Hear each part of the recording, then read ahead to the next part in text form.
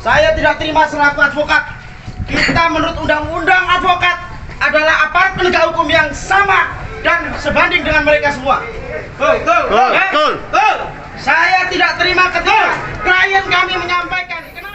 Teman-teman, hari-hari ini kan lagi viral seorang advokat di Banyuwangi marah-marah di depan kantor polisi. Dia merasa kecewa atas tindakan penyidik yang menekan kliennya sehingga surat kuasanya dicabut. Tentu menurut saya penyidik ini melakukan pelanggaran etik. Tidak dibenarkan baik itu penyidik, jaksa maupun hakim melarang seorang tersangka, seorang terdakwa untuk melepas. Oh, lepasan itu pengacara si A, pengacaramu itu. Sebab kalau kamu pakai pengacara itu, kamu hukumanmu akan tambah berat. Enggak ada kaitannya apapun. Maka kalau dari sisi itu, tentu penyidik yang dituduhkan oleh, kalau tidak salah namanya ini advokat ini Nanang, maka itu salah. Tetapi di dalam konten ini saya ingin mengkritisi terkait dengan tindakan marah-marah, entah itu mengundang wartawan, entah itu mengundang teman-temannya, tiba-tiba menyampaikan di depan polsek, menuduh penyidik bla bla bla bla, sambil emosi terus menghambur-hamburkan uang. Menurut saya sebagai seorang advokat, saya juga seorang advokat hampir 20 tahun menjadi seorang advokat, merasa risih, merasa malu punya teman sejawat melakukan tindakan seperti itu. Apalagi ini adalah advokat masih baru. Dan teman-teman saya di Surabaya juga merasa, orang Jawa bilang itu geringsingan ya, melihat tindakan seperti ini. Saya kasih informasi kepada publik, kepada masyarakat yang banyak memuji tindakan advokat ini. Bagi saya, bagi pengacara atau advokat yang senior, tindakan seperti itu tidak etis. Tindakan marah-marah di depan polsek itu seakan-akan menggambarkan satu kantor polisi itu salah semua. Satu kantor polisi melanggar kode etik. Mestinya cukup mendatangi penyidiknya, cukup mendatangi kapolseknya, marah-marah di situ. Setelah itu barulah silakan si advokat ini melakukan konferensi pers, menyampaikan unek-unek kenapa marah, bla bla bla. Bukan marah-marah di depan polsek, bukan menghambur-hamburkan uang. Jadi menurut saya tindakan seperti ini tidak etis.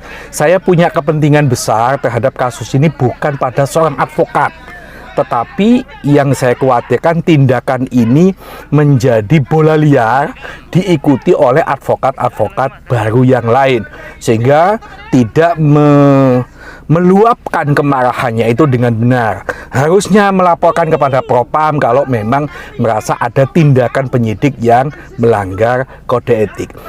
Saya ingin menyampaikan kepada teman-teman semua advokat, dalam kasus di Banyuwangi ini ada pelanggaran kode etik yang telah dilanggar oleh si Nanang ini. Pasal 3 huruf G, advokat harus senantiasa menjunjung tinggi profesi advokat sebagai profesi terhormat. Ingat, advokat itu profesi terhormat. Kita bukan debt collector. Advokat bukan preman yang suka marah-marah di depan publik. Enggak. Beda advokat itu. Advokat itu yang diandalkan, bahwa advokat idealnya berani, oke, saya setuju. Tetapi advokat itu yang diandalkan adalah otaknya. Advokat yang diandalkan adalah pikirannya, bukan emosinya. Huruf H, advokat dalam menjalankan profesi harus bersikap sopan. Ingat ya, advokat dalam menjalankan profesinya bersikap sopan terhadap semua pihak, namun wajib mempertahankan hak dan martabat advokat. Dalam kasus marah-marah, di mana letak sopan santunnya? Dia tidak melapor ke Propam, dia tidak menemui Kapolsek, tidak memarahi berdua si penyidiknya, tapi di depan publik dengan menghambur-hamburkan uang dengan emosi. Menurut saya itu bukan tindakan punya sopan santun. Nah, jadi saya akan melaporkan advokat ini, bukan saya mangkel sama si dia, tidak, karena dia advokat baru. Tetapi tindakan seperti ini jangan sampai diikuti oleh advokat-advokat lain sehingga profesi advokat bisa rendah. Kita nggak ada bedanya dengan preman. Kita nggak ada bedanya akhirnya nanti dengan debt collector yang mempermalukan orang. Enggak. Advokat tidak boleh mempermalukan orang. Bahwa dalam kasus ini yang harus dipahami, bukan kliennya itu dipukuli oleh penyidik, bukan kliennya itu dimarah-marahi. Enggak. Kalau itu saya setuju untuk mempertahankan, untuk membela klien.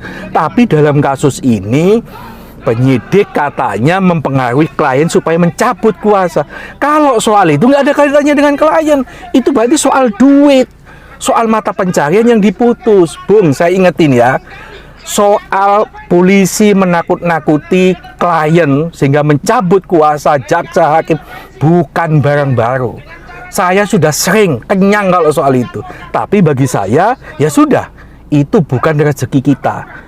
Toh kalaupun nuruti omongan penyidik, nuruti omongan polisi, yang rugi bukan kita, yang rugi ada klien kita. Salahnya dia nuruti polisi.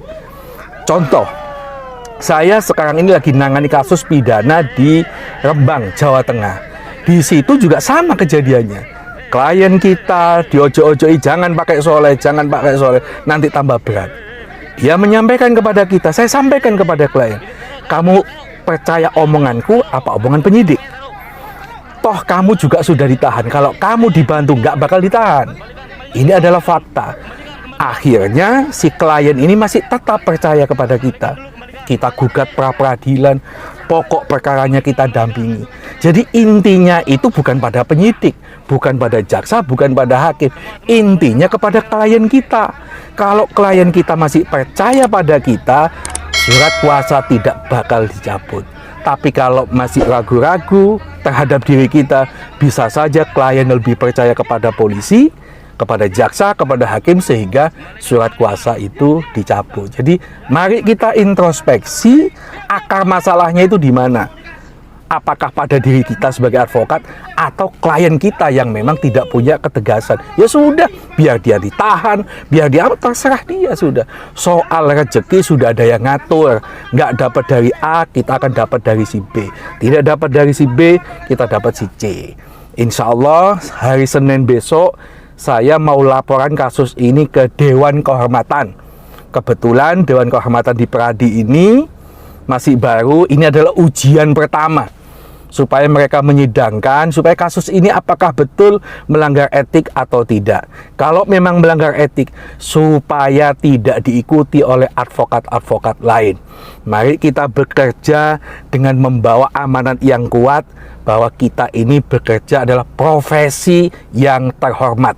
Sehingga jangan suka marah-marah di muka publik, jangan menghambur-hamburkan duit, terus apalagi? Nah, kita di dalam menjalankan ini harus penuh keberanian, tapi juga penuh tanggung jawab, ada etika dan sopan santun.